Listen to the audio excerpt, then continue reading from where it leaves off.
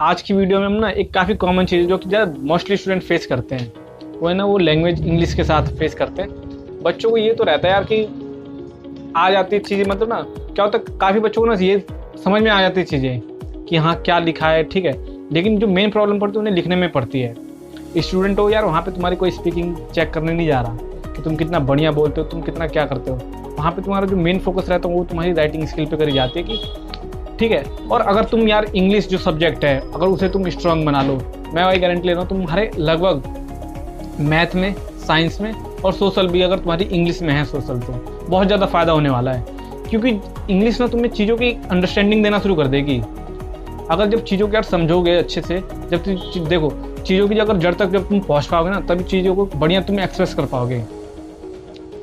बच्चों के संग क्या मतलब होता है ऐसा कि वो मतलब बस ऊपर ऊपर से जान लेते हैं, ठीक है, लेकिन उन्हें वो चीज़ जो क्या कहते हैं जिस गहराई तक उन्हें जाना चाहिए वहाँ तक वो घुस नहीं पाते हैं। काफ़ी दिक्कतें पड़ती हैं बच्चों को लिखने के लिए, मतलब बस चीज़ें समझ में आती, लिख नहीं पाते कुछ।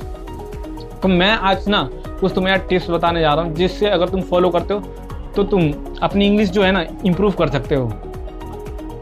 तो जो पहला काम तुम्हें करना है ना, सबसे पहले मतलब बच्चों को ना यहाँ क्या होता है कि चीज़ें सिखाई नहीं जाती, जो टेंस सेंस है बस शुरू से पढ़ते जाते हैं, लेकिन ग्रामर जो पार्ट होता है ना काफ़ी वीक होता है। तो सबसे पहले जो तुम्हारा ग्रामर पार्ट है ना, ग्रामर वाला पोर्शन है, उससे क्या कर लो, स्ट्रॉन्ग कर लो। बिल्कुल ग्रामर को अच्छे से स्ट्रॉन्ग कर लो। ज़्यादा कुछ तुम्हें नहीं सीखना है, तुम्हें बस राइटिंग पे फोकस करना है। 2-4 चीज़ें सीखनी है।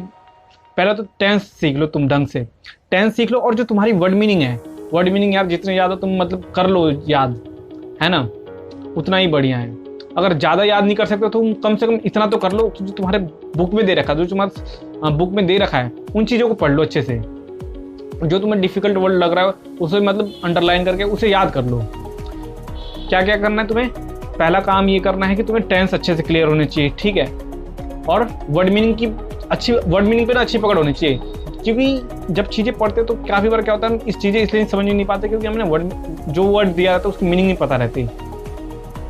तो ये दो काम करने के बाद तुम दूसरी एक ना हैबिट डाल लो अपने अंदर लिखने की। जो भी चीज़ यार तुम किसी भी रैंडम टॉपिक पे कभी इस बात से मत डरो कि तुम यार सही लिख रहे हो गलत लिख रहे हो, उससे फर्क नहीं पड़ता है, बस लिखो।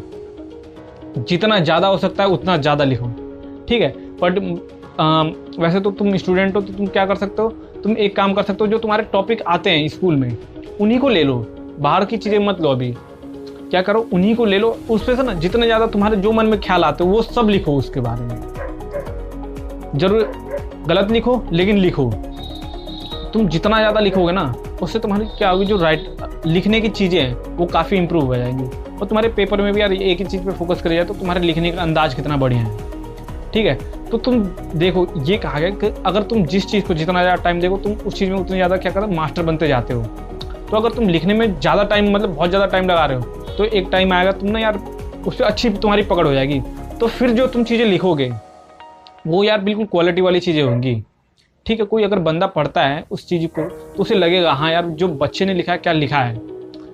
और अब लिखने के साथ चलो तुम अच्छी बात तुमने अब लिखना शुरू कर दिया है।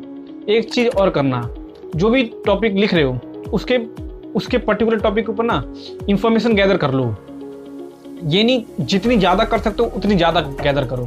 क्योंकि देखो भाई, तुम जितनी ज़्यादा कर सकते हो, तुमने मान लो कि किसी पर्टिकुलर टॉपिक पे तुमने 4 पेज पढ़ा, लेकिन जब लिखने की बात आ जाएगी ना केवल तुम 2 पेज लिख पाओगे, ये फैक्ट है, ठीक है। तो जितना ज़्यादा तुम पढ़ोगे ना, पढ़ो। और साथ में ना वहाँ पे हर राइटर जो लिखता है ना उसमें कुछ ना कुछ भाई खास चीज़ें लिखता है, ठीक है। उन खास चीज़ों को क्या करो, नोट्स में डाल लो अपने, कि जब मेरे को ये टॉपिक आएगा, जो भी चीज़ आएगी उससे रिलेटेड, तो मैं ना 2-4 जैसे कोटेशंस होती हैं, ठीक है। कुछ ऐसे फ्रेज होते हैं जो कि ना एक तरह से जैसे आदमी यार श्रृंगार करता है, ठीक है, अपने को खूबसूरत बनाने के लिए, वैसे राइटिंग में क्या होता है, वो जो कोटेशन होती हैं, कोटेशन या वो फ्रेज, वो उस चीज़ का काम करती है, तुम्हारा श्रृंगार कर देती हैं। तुमने लिखा चीज़ों को बहुत बढ़िया, और उसमें अगर तुमने ये कर दिया तो उसमें 4 चांद लग जाते हैं। और लास्ट में मैं तुम्हें यही कहना चाहूँगा कि बाकी ना थोड़ा हैबिट डालो कि अगर तुम चीज़ों को इंग्लिश सीखना चाहते हो तो इन्वायरमेंट बना लो इंग्लिश का। और एक काम और करना, जो चीज़ों को पढ़ते हो, जो न्यूज़पेपर पढ़ते हो, जो तुम बुक पढ़ते हो, ऑब्जर्व करो। ऑब्जर्वेशन अच्छी होनी चाहिए तुम्हारी। ऑब्जर्वेशन किस चीज़ की, तुम्हारी ऑब्जर्वेशन होनी चाहिए, ताकि ना तुम ढंग से देखो कि जो राइटर ने है उसने किस तरीके से चीज़ों को लिखा है और तुम किस तरह से अपनी चीज़ों को एक्सप्रेस कर रहे हो। और फिर तुम्हें अगर भाई जिस राइटर का अच्छा लगता है कि हाँ इस बंदे ने काफ़ी बढ़िया लिखा है, तो उस हिसाब से अपने को वही लिखना शुरू कर दो और बाकी अपनी स्टाइल से लिखो। तो इससे तुम्हारी चीज़ें होंगी काफ़ी बढ़िया हो जाएंगी और एक टाइम आएगा यार तुम भी बहुत बढ़िया लिखोगे। एक बार अगर तुम लिखना सही से सीख गए, तुम्हारे हर पेपर में अच्छे नंबर आएंगे। अगर लिखना सही से सीख गए और तुम्हारी जो वर्ड मीनिंग स्ट्रांग हो गए, तो तुम्हारे जो भी चीज़ें पढ़ोगे ना, तुम्हें रटने की जरूरत नहीं पड़ेगी। फिर क्या एक बार तुमने जैसे हिंदी पढ़ते हैं तो हमें ये थोड़ा ना होता है बार बार रटना पड़ता है चीज़ों को। पढ़ा, कहानी की तरह समझा और वापस बाद में क्या होता है, चीज़ों को हम वापस भाई अच्छे से लिख सकते हैं, ठीक है। और अगर तुम्हें यार कोई भी इसमें से चीज़ यूज़फुल लगे तो ज़रूर कमेंट करना। Thank you.